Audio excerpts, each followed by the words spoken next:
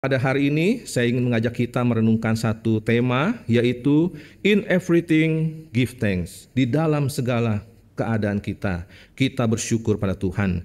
Tadi kita sudah melihat di dalam 1 Tesalonika pasal 5 ayat 18. Saya akan mengajak kita untuk konsentrasi di sana. Ini yang atas apa yang bawah? Ini dia. 1 Tesalonika 5 ayat 18, lalu Mazmur 107 ayat pertama, dan Ibrani 13 ayat yang ke-8. Ya, bisa lihat di layar dan kita bisa membacanya bersama-sama. 1, 2, 3. Mengucap syukurlah dalam segala hal, sebab itulah yang dikehendaki Allah di dalam Kristus Yesus bagi kamu. Mazmur 107 ayat 1. Bersyukurlah kepada Tuhan sebab Ia baik, bahwasannya untuk selama-lamanya kasih setianya. Dan Ibrani 13 ayat 8 berkata, Yesus Kristus tetap sama, baik kemarin maupun hari ini dan sampai selama-lamanya. Amin. Nah, Bapak Ibu yang dikasihi dalam Tuhan, kita hidup di dunia yang penuh dengan tantangan, betul? Makin hari, makin zaman, meskipun mungkin kemajuan teknologi bertambah, tetapi kesulitan juga makin bertambah. Ya, bukan mempermudah. Di satu sisi memang mungkin mempermudah, tapi juga di satu sisi berapa banyak korban-korban daripada kemajuan teknologi. Ya, dulu pekerjaan-pekerjaan yang menggunakan manusia, sekarang sudah lagi tidak menggunakan banyak manusia, digantikan oleh kemajuan teknologi. Sehingga banyak orang yang tadinya punya pekerjaan, ke depannya terancam kehilangan pekerjaan. Ada juga mungkin keluarga-keluarga yang menghadapi tantangan di dalam kehidupan keluarganya. Rasul Paulus sudah mengatakannya di dalam 2 Timotius pasal yang ketiga, bahwa kasih ke depan akan semakin dingin. Kalau mungkin dulu kita mendengar perceraian atau pertikaian dalam keluarga, mungkin itu keluarga orang yang tidak kenal Tuhan. Tetapi sekarang banyak kita mendengar ada yang keluarga Kristen, bahkan tidak sedikit yang merupakan pelayan-pelayan Tuhan juga menghadapi hal ini. Nah, saudaraku yang dikasihi Tuhan, dan juga menghadapi situasi yang tidak kita pahami ke depannya, yang mungkin bisa mengguncang kita seketika. Malam kita tidur masih tidak apa-apa, besok pagi berita dunia sudah berubah drastis. Hal itu mengancam kehidupan kita di depannya. Oleh karena itu, melihat semuanya itu, masih mungkinkah kita bersyukur di dalam situasi-situasi sulit seperti itu? Tidak heran hari ini banyak orang hidup di dalam keterancaman, sehingga berusaha untuk menyelamatkan diri sendiri, sehingga mengorbankan daripada orang lain demi kepentingan diri sendiri. Tidak ada sukacita, hidup dalam kekhawatiran. Itulah kondisi keadaan zaman ini. Maka masihkah anak-anak Tuhan, kita sebagai orang percaya, tetap bisa bersyukur dalam segala situasi sulit tersebut? Nah, saudaraku yang sama Tuhan, 1 Tesalonika 5 ayat 18 ini bukanlah kata-kata kosong. Ini adalah firman Tuhan yang memberikan kebenaran pada kita, bahwa bersyukur kepada Tuhan di dalam segala hal itu tidak bergantung pada situasi dan kondisi. Dunia boleh bergoncang, keadaan boleh berubah seketika, tetapi Tuhan kita tidak pernah berubah, dan kepadanya kita harus selalu bersyukur. Katakan bersyukur. Bersyukur. Bersyukurnya jangan bersyukur. Semangat. Bersyukur.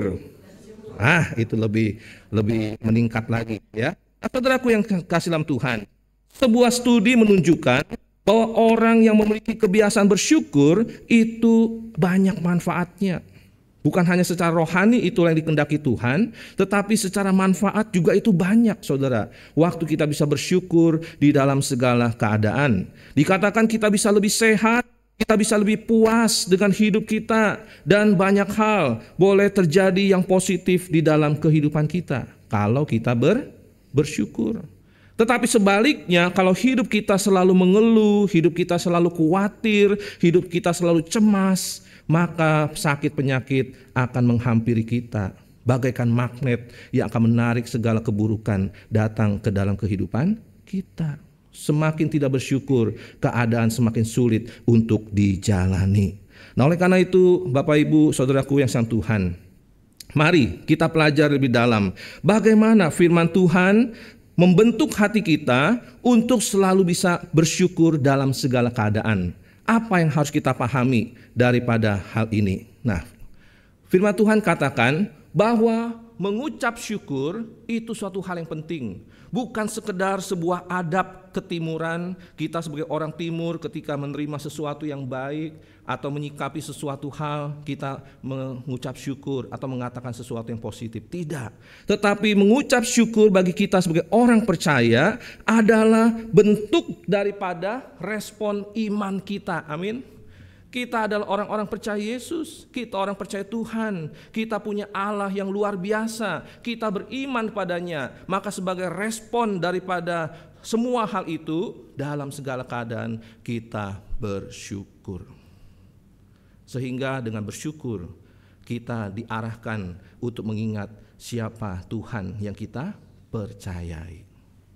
Kalau kita percaya bahwa Tuhan baik, maka dalam segala keadaan yang mungkin kita lihat sulit, kita tetap bisa percaya bahwa segala sesuatu Tuhan turut bekerja di dalamnya untuk mendatangkan kebaikan bagi setiap kita yang mengasihi itu Tuhan.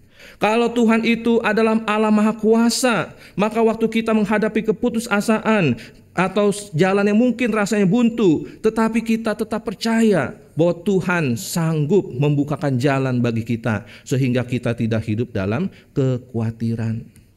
Maka bersyukur itu suatu hal yang penting karena dia menyatakan sebagai respon iman kita kepada Tuhan. Mengucap syukur berarti menyatakan pengharapan kita kepada Tuhan yang kita percayai. Kalau di dalam kehidupan sehari-hari saja, ketika kita punya mungkin backingan atau orang kuat di belakang kita, waktu kita menghadapi satu masalah, waktu menghadapi konflik dengan orang lain, kita selalu berkata apa? Belum tahu siapa di belakang gua. Begitu saudara ya. Itu saja secara manusia. Nah, yang membacking kita, yang menopang hidup kita adalah yang lebih besar daripada backingan yang ada di dalam dunia. Saudara bisa perhatikan apa yang terjadi di Surabaya sana, ya. Katanya punya backingan, tetapi menghadapi kasus hukum tidak ada artinya backingannya itu, saudara. Manusia itu membacking kita terbatas, tapi kita punya Tuhan yang luar biasa. Ya, nah saudara, maka di dalam segala keadaan kita bersyukurlah kepada Tuhan. Bukan hanya dalam keadaan baik kita bersyukur, tapi belajar untuk juga tetap bersyukur di dalam keadaan yang mungkin di dalam penglihatan mata kita keadaan masih belum baik-baik saja. Hal itu terjadi dalam kehidupan Ayub, Bapak Ibu. Ya, kalau kita perhatikan bagaimana Ayub dikatakan orang yang saleh hidupnya, takut akan Tuhan, setia beribadah, setiap hari mengadakan mesbah keluarga, membimbing anak-anaknya di dalam doa pada Tuhan. Kurang apa lagi, bahkan Ayub dipuji oleh Tuhan di depan iblis. Betul? Kalau kita baca kisahnya, tetapi Ayub tetap mengalami ujian. Dan di dalam ujian itu dia menghasilkan kemenangan. Kenapa? Karena dia menyikapi segala keadaan sulit yang datang ke dalam kehidupannya tiba-tiba itu dengan tetap percaya bahwa Allah itu baik. Istrinya berkata, "Untuk apa lagi kamu tetap bertekun kepada Tuhan? Kutukilah Tuhan dan mati saja." Tapi Ayub berkata, apakah kita mau terima yang baik-baik saja daripada Tuhan dan tidak mau yang kelihatannya tidak baik? Nah saudara, maka ketika mungkin di dalam penglihatan mata kita keadaan belum baik-baik saja, tapi tetaplah percaya bahwa hati Tuhan selalu baik bagi kita. Amin. Hati Tuhan selalu baik. Tuhan itu selalu merancangkan kebaikan bagi kita. Bahkan Dia mengerjakan kebaikan bagi kita tatkala kita menghadapi berbagai kesulitan. Nah, di dalam mengucap syukur, kita percaya bahwa Tuhan itu baik dalam segala situasi. Mazmur 107 ayat 1, firman Tuhan berkata apa? Bersyukurlah pada Tuhan sebab Ia baik. Bahwasannya untuk selama-lamanya kasih setia Tuhan. Tuhan itu gak pernah berubah, saudara. Tadinya baik sama kita, terus karena kita mengecewakan Dia, lalu Dia jadi musuhin kita. Enggak. Kalau manusia mungkin begitu, ya. Makanya ketika ada orang baik sama kita, ya, lalu kemudian mungkin kita sampai menunduk-nunduk sama orang itu. Kenapa? Khawatir kalau misalnya menyinggung perasaannya, nanti dia berubah, tidak baik lagi sama kita. Tuhan gak begitu. Tuhan tetap baik di dalam segala waktu dan keadaan kita. Ya, dan Dia Tuhan yang berdaulat atas hidup kita. Ya, bahwa Allah turut bekerja dalam segala sesuatu, mendatangkan kebaikan bagi mereka yang mengasihi Tuhan, yaitu mereka yang terpanggil sesuai dengan rencana Allah. Apa sih rencana Allah dalam hidup kita? Yaitu kita dipilih untuk menjadi serupa dengan Kristus. Di situ kuncinya. Kalau hidup kita, ibadah kita boleh membentuk hidup kita semakin serupa dengan Kristus, maka di dalam segala keadaan kita bisa melewatinya dengan bersyukur kepada Tuhan. Amin. Kira-kira sebentar lagi Natal, ya. Bulan Desember memperingati kelahiran Tuhan Yesus, ya. Nah, apakah di dalam kelahirannya dari tempat yang mulia lalu disediakan palungan, Tuhan Yesus mengeluh? Pernah begitu? Nggak jadi datang dah. Kenapa? Tempatnya palungan, bau. Ada begitu? Gak ada. Waktu Tuhan melayani sudah berbuat kebaikan, dipersekusi orang, dihina orang, diludahi orang, diperlakukan tidak baik, adakah Tuhan menjadi marah? Atau tidak bersuka cita, lalu ngambek, gak mau melayani lagi? Tidak.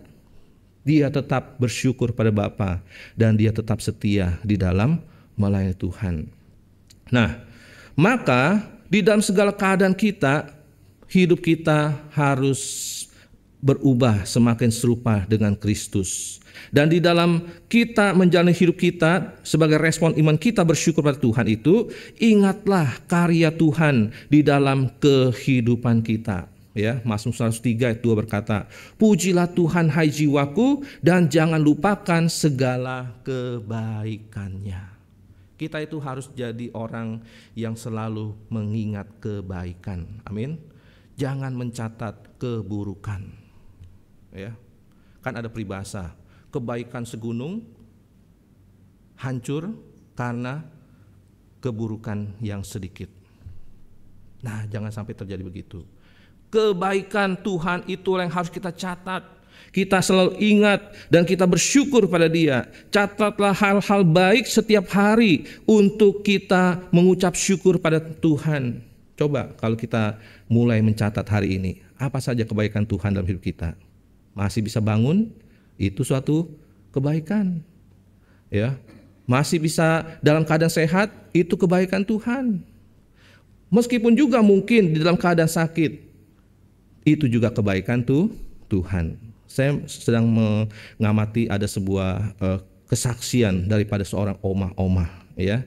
Dia itu begitu energik dan dia begitu mempunyai iman yang teguh di dalam Tuhan, dan dia berbagi kesaksiannya di media sosial.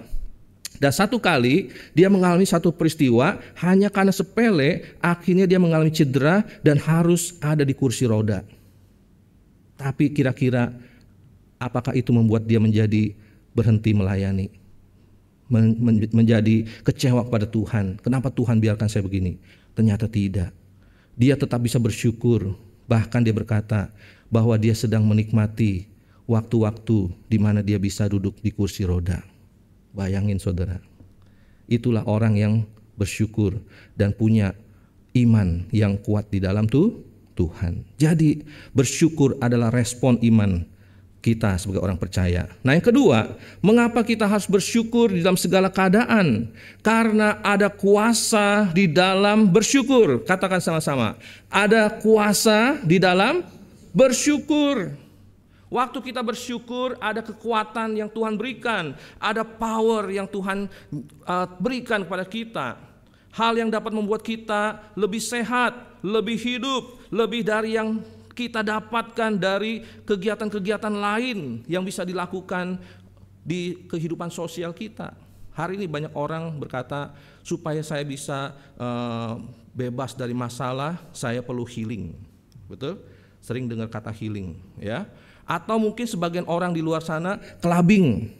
Ada juga mungkin yang drinking. Ada juga yang mungkin jogging ya.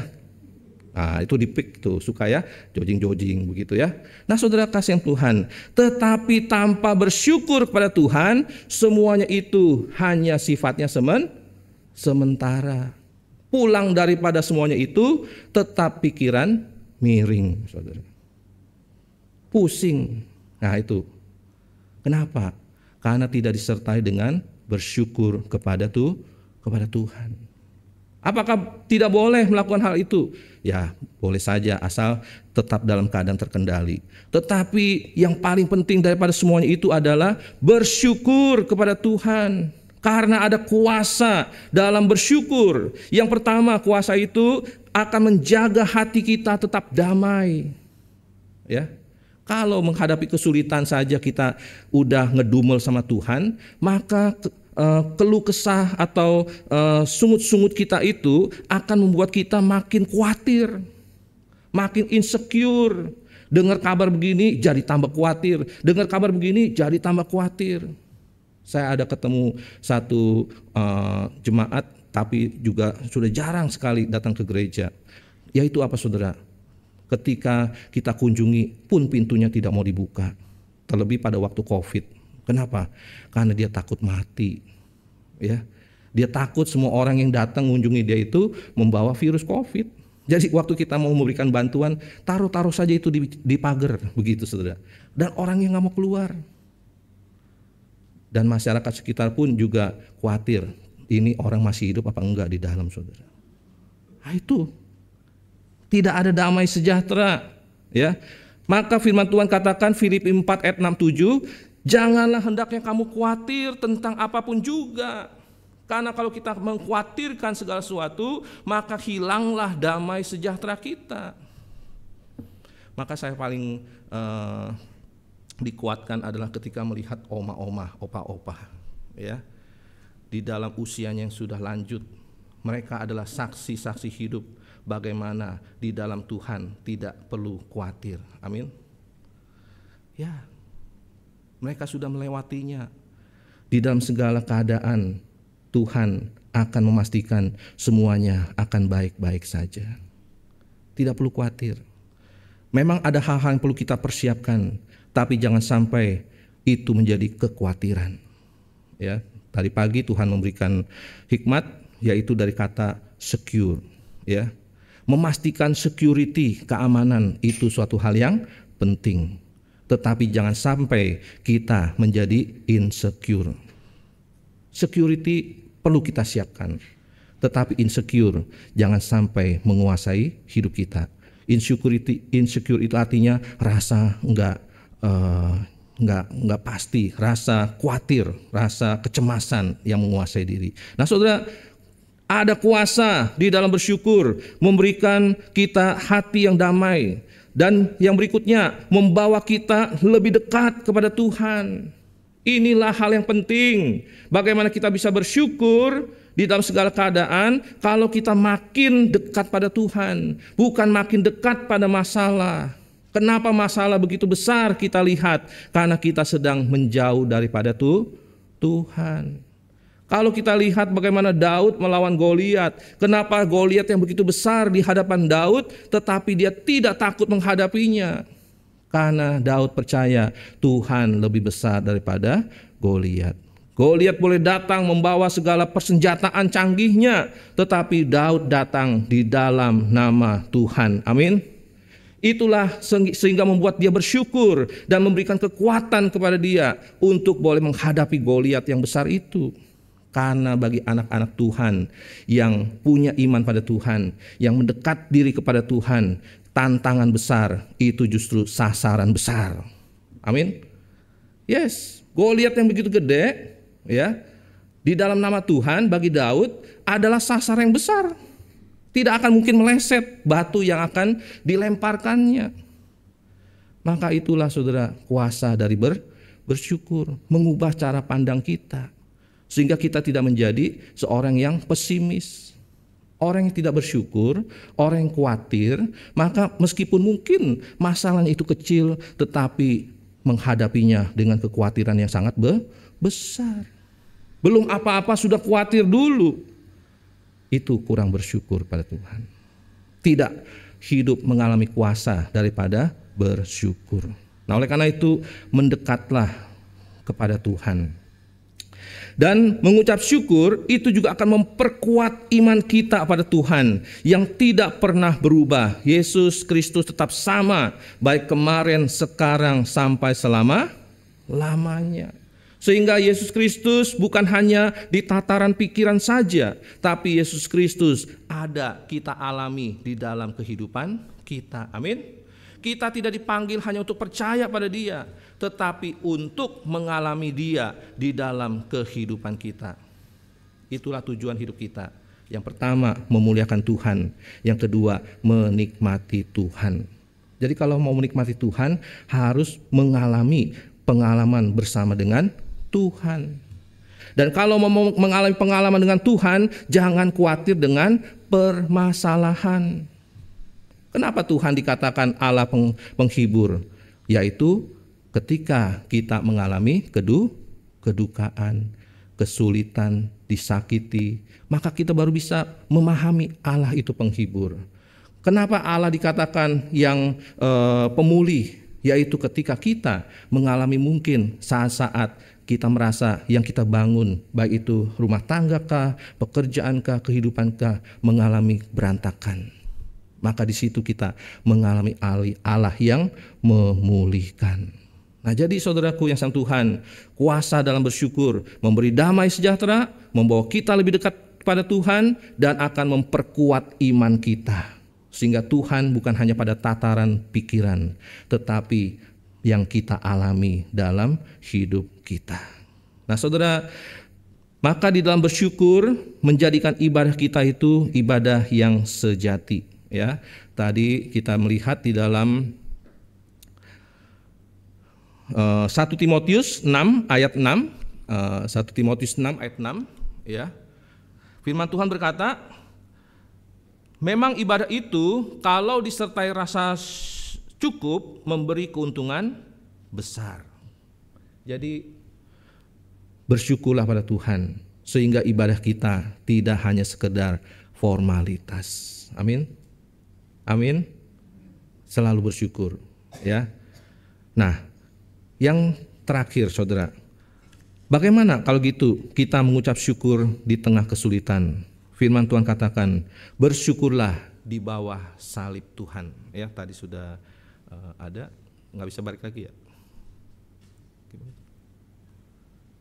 Oh, tengah, atas, ya nggak mau dia. Berarti dia, ini dia. Bersyukur di bawah salib, ya. Belajar mengucap syukur di bawah salib. Apa artinya? Mengucap syukur di bawah salib bukan berarti mengabaikan rasa sakit. Kita bukan lagi diajarkan untuk waktu kita lagi sakit terus kita bilang enggak sakit kok, enggak, bukan itu ya. Itu namanya menyangkali keadaan, bukan. Tetapi kita mempercayakan hidup kita kepada Tuhan. Ya. Kesulitan adalah kesempatan kita mempercayakan hidup kita lebih lagi kepada Tuhan. Itulah bersyukur di bawah salib. Karena Tuhan menggunakan situasi sulit untuk membentuk kita. Yakobus 1 ayat 2 sampai 4. Saudara-saudaraku, anggaplah sebagai suatu kebahagiaan apabila kamu jatuh ke dalam berbagai-bagai pencobaan, sebab kamu tahu bahwa ujian terhadap imanmu itu menghasilkan ketekunan, dan biarlah ketekunan itu memperoleh buah yang matang supaya kamu menjadi sempurna dan utuh dan tak kekurangan suatu apapun. Jadi setiap kesulitan demi kesulitan, kalau kita tetap bisa bersyukur di bawah salib Tuhan, semuanya itu akan membawa kepada kita kepada kedewasaan. Membawa kepada kedewasaan. Dan kasih Tuhan, firman Tuhan katakan itu tidak pernah gagal. Ya, kita lihat salib Tuhan Yesus Kristus, ya, yang tak pernah gagal. Dia berjanji menyelamatkan kita, dan dia tidak pernah berhenti di tengah jalan. Dia menyelesaikan sampai akhir, memberikan kepastian pada kita. Maka waktu kita bisa bersyukur di bawah salib Tuhan, percayalah kasih Tuhan tidak pernah gagal. Maka yang penting bagi kita yang harus kita lakukan adalah fokus pada karakter Tuhan yang setia. Di dalam segala keadaan kita hari ini, karakter Tuhan apa yang bisa kita pegang dalam menghadapi situasi kita? Waktu kita menghadapi bahaya, percayalah Tuhan sumber pertolongan kita. Waktu kita menghadapi sakit kelemahan tubuh kita, percayalah Tuhan penyembuh kita. Waktu kita menghadapi kehancuran, percayalah Tuhan pemulih hidup kita. Percayalah pada karakter Tuhan. Dan temukan alasan kecil untuk bersyukur setiap hari. Belajar bersyukur. Untuk keluarga belajar bersyukur. Di dalam keadaan yang mungkin tidak ideal, di dalam keluarga kita tetap bersyukur. Amin. Tetap bersyukur. Kalau kita mengatakan sesuatu yang negatif, ketika kita mengatakan sesuatu yang tidak baik, malah bukankah itu menjadi suatu hal yang mendoakan yang tidak baik bagi keluarga kita. Itu harus hati-hati saudara. Karena ucapan kita adalah doa kita. Jadi jangan doa yang tidak baik ya. Doalah yang baik, yaitu bersyukur kepada Tuhan. Percaya Tuhan pasti akan membawa kebaikan dari semua persoalan yang kita sedang hadapi. Dan yang terakhir, jadikanlah bersyukur itu sebagai gaya hidup Kristiani kita setiap harinya. Jangan pakai momen-momen tertentu aja baru bersyukur. Oh, akhir tahun nanti ada waktunya kita bersyukur, baru di situ kita bersyukur. Tidak, setiap hari harus kita bersyukur. Dan kalau orang yang setiap harinya selalu bersyukur, maka ruang kesaksian tidak akan pernah sepi. Apakah di sini KDTM masih sulit manggil orang bersyukur? Ayo siapa lagi? Oh, dipanggil-panggil gitu ya. Ayo siapa? Ayo ntar jangan sampai nyesel minggu depan. Sampai nunggu minggu depan gitu. Orang kalau bersyukur setiap hari saudara, ya, maka dia bisa menceritakan kebaikan Tuhan. Tapi pesannya adalah waktu kita bersyukur di mimbar kita, jangan ceritakan kisahnya terlalu banyak. Ya, nanti itu bisa jadi gosip. Tapi ceritakan saja bagaimana tangan Tuhan menolong. Amin. Jangan cerita kisah. Karena ini dilema juga. Kadang-kadang akhirnya mimbar atau ruang kesaksian menjadi infotainment, info gosip gitu saudara ya. Oh, sudah begini-gini. Oh, entar diceritain kesini. Tangan Tuhannya sedikit diceritakan, cuma di ujungnya saja. Ruang kesaksian bukan menceritakan betapa hebatnya masalah, tapi ruang kesaksian menceritakan betapa luar biasanya Tuhan dan saya bersyukur atas semuanya itu. Ya, jadi bersyukurlah bukan karena keadaanmu, melainkan karena siapa Tuhan itu. Ya, jadikanlah syukur sebagai gaya hidup kita. Nah, sebagai penutup khotbah kita pada hari ini, Bapak Ibu yang sama Tuhan, marilah kita menjalani perjalanan hidup kita dengan hati yang bersyukur. Kita mungkin datang ke dalam dunia menangis, betul? Ada bayi yang datang ke dunia ketawa-tawa, hahaha, gitu ada? Enggak ada ya. Setiap bayi pasti datang ke dunia, oe, nangis ya. Tetapi karena kita sudah mengenal Tuhan, kita menjalani hidup kita sampai akhir kita menutup mata dengan selalu bersyukur kepada Tuhan. Hidup itu sudah sulit, jangan jalani dengan lebih sulit. Jalanilah dengan senyuman, jalanilah dengan bersyukur kepada Tuhan. Perjalanan hidup kita harus dengan hati yang bersyukur. Yuk baca sama-sama Ibrani 13 ayat 8. 1, 2, 3. Yesus Kristus tetap sama, baik kemarin maupun hari ini dan sampai selama-lamanya. Bu, kenapa engkau bersyukur? Pak, kenapa engkau bersyukur? Dek, kenapa engkau bersyukur? Karena Yesusku tetap sama kemarin, hari ini, sampai selama-lamanya.